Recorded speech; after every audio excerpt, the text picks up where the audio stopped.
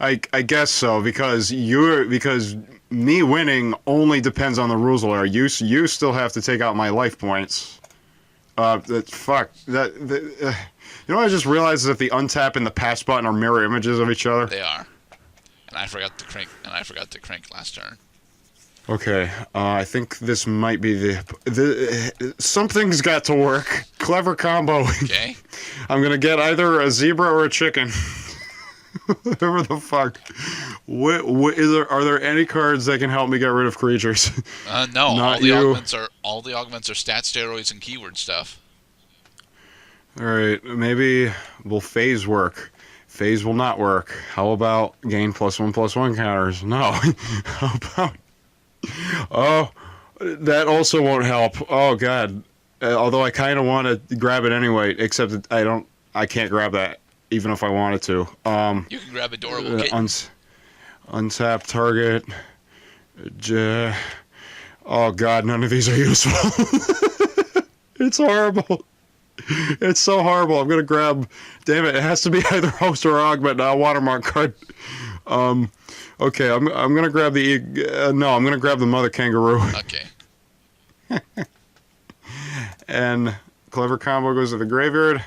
I'm gonna tap the. I'm gonna tap the doodle do, getting 3 more doodles. Okay. And then tap 5 for my mother kangaroo. When it enters the battlefield, I roll a 6-sided die for the umpteenth fucking time. You rolled a 6, so it's It was a 7/7. 6. And it's a 7/7. And you gain a 1/1 unwilling test subject. That is correct. Actually, what am I doing? Put 6 yellow counters on this. And we're gonna add 1 more to this guy. But how many watermark cards do I have now? 1, 2, 3, 4, 5. All right, so still 5 Crossbreed Labs watermarks. Tap 5 and 1. Roll another 6-sided die. That is a 1. Nothing happens. I'm gonna end my turn now. Okay. Move Deadly Poison Sampler over. Draw. I will cast a Plains. Cast. That is what I do. I'm gonna move my sprockets all the way over here. That's sprocket 3, 2, 1. Okay. Nice. Dun dun dun. Is that okay, Cloud? That's okay. I'll end. I was parroting because in Cockatrice, depending on the positions of the cards, the game will automatically zoom in depending on the widest margin you can see all your cards. Yep. So it kind of looked like dun dun dun. Speaking of cave, yada yada. Oh god. Okay. Wait. Yes. Full of yes. Okay. I think this might actually oh god. Hunting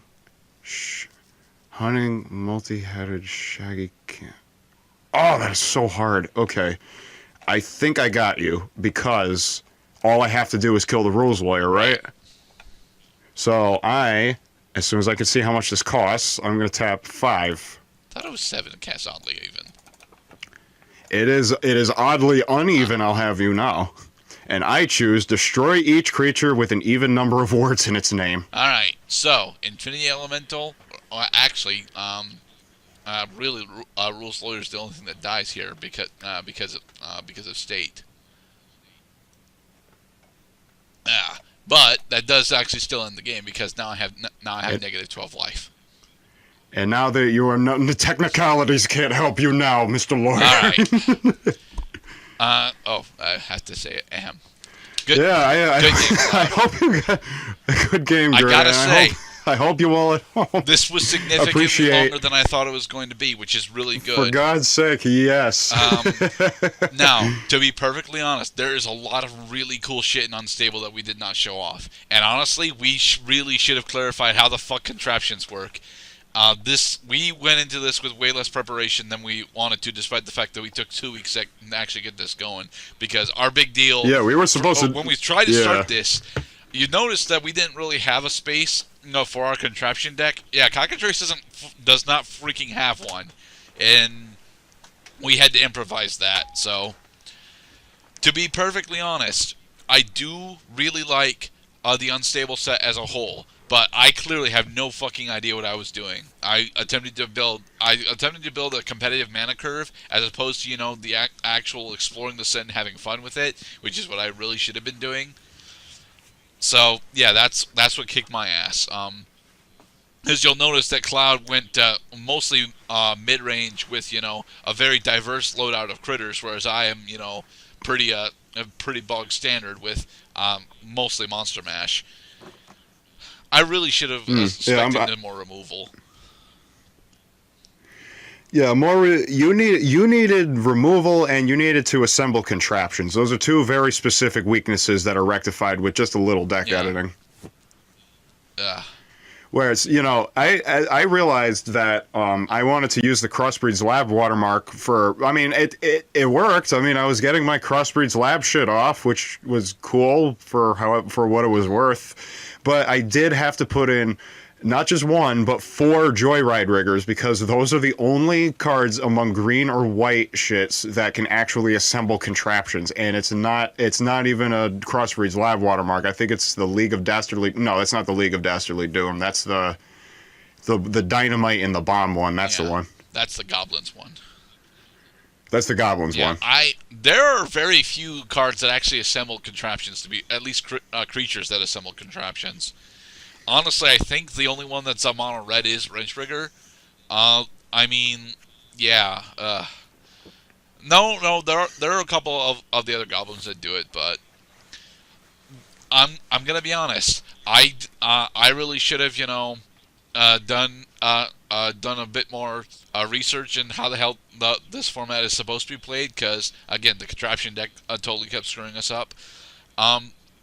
But I like it when we go into these set explorations partially blind. I decided to go Boros because Boros is my favorite color set, but if you'll notice, the main strengths of Boros really aren't in this set. Boros really wants to do fast aggro stuff with high value, low cost creatures. And the thing is, although those are definitely here, they're not very high quality low cost creatures. When my buddies, I had to be introduced to Unstable, and my buddy who introduced me also let slip. Well, he gave us a hint because we were doing draft games, so we needed to have very simple guidelines as to how to build the decks quickly, right? So he said there are about 5 good multicolored combinations that work. It's like green and white is one of them. Blue, I think blue and red was another one. White and black, I think, was one. Like there's very specific dual combinations that appear to have the greatest probability of success based on how they interact. Well, I can't remember if Boros was on the list though. No, Boros was not on the list, I promise Although you. Boros has got the problem of, although they have the lowest cost of the host creatures, their augments aren't actually that great. And if you go Boros specifically, you don't get access to Julius, and you kind of need Julius if you're going to go augment. If you're going to go host augment. I was amazed at how well Julius was working. I thought that he was going to be a dud. If you get Julius out on curve and you actually have hosts to follow up with him, he's absolutely amazing. But then you need to have a deck that's like one third host, 1/3 augment, 4 Julius, removal spells, and then there's your deck. Nice. I do like this set. I do, despite the fact that I'm not playing it all that well. I mean, this set's got such cool concepts in it, like the freaking Infinity Elemental. A card that has infinite attack power. Yes. Yes. It's so simple. It's just nobody can survive an infinite amount of damage. Don't even try. Right. Go away, Rules Warrior. And then you realize that it doesn't have flying or trample, and because it's not a host creature, I can't enchant it with flying or trample. Fuck. Oh, you can't. Oh, yeah, that's right. You can't use the really epic punch. You can't use the augment stuff on non-host creatures. Yeah. Well, I think there are. I mean, double strike would be cool. Right, and then finding a way to give it flying as another thing. Yeah, I knew I was gonna have I was gonna get a chuckle or two out of just saying the names of the combinations of creatures that came out. Now, to be perfectly honest, how oddly uneven would have worked if Rules Lawyer hadn't been out. I believe you'll find that you would have actually lost your big guy, and I'm pretty sure I would have too. Yeah, it's just the game. If only the game didn't depend on Rules Lawyer just being alive in the first place. Yeah. So we probably should have tried to avoid using Rules Lawyer, but he's such a cool he's card. so cool, and he has everything you hate about Magic. You cannot argue with the Rules Lawyer.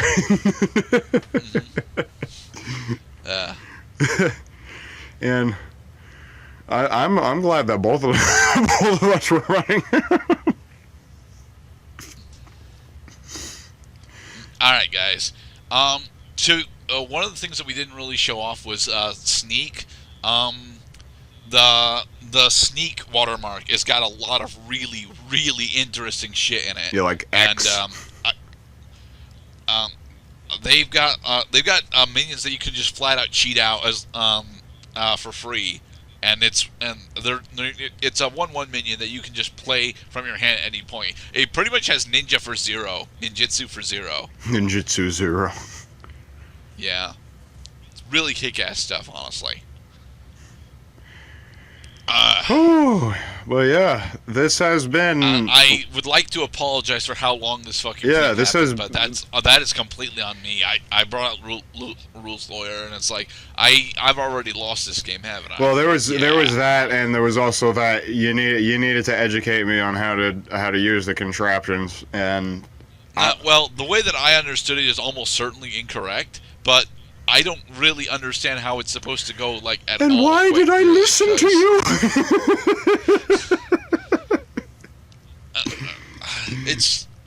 It's really weird to me because the whole thing that I thought was that when you crank your contraption, it moves to another sprocket. No, the crank counter moves to another sprocket. That's how I read it. The way I read it was the sprockets. It's actually supposed to be that the counter moves to another sprocket. Yes, that's right. and it's very, because what I realized we were doing is that it was a lot of movement, but it was the exact same result. That's how I was doing it. I was moving my contraptions each time instead of the counter, because the counter. We didn't have a counter. There is no counter. So, we can't function, and Cockatrice can't help us with that. It really can't. Right.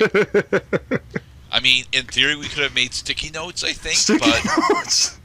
And just put them on our monitors. Sticky notes function. It does. It's like, which sprocket? It's on. All right. What's the sprocket say on your sticky note? The sticky note says it's at 1. We got to go by the sticky note. But yeah, honestly, play Unstable with your friends, man, because this shit actually can get pretty nice. It's a lot of fun. Honestly, do a booster draft of Unstable, because you can get a lot of really nice shit going in there, and then you're not limited to the 15 card contraption deck. Although quite likely you'll end up with much less than 15 contraptions. Yeah, do a booster draft, and also have at least one player be able to use Summon the Pack. Summon the Pack literally says open a booster pack from outside the game and play any spells among without paying their mana costs. Is that actually in here? It is in here. That was one of the cards we couldn't use because it didn't make any fucking sense in Cockatrice. I mean, Cockatrice does actually have the ability to host booster drafts. I don't know how it works, like, at all. It's some scripting, and it's some chat line scripting. Yeah, but imagine doing that in the middle of a game, though. Yeah. All right, guys. This has been our exploration of Unstable, and be safe, everybody. Bye-bye, everyone.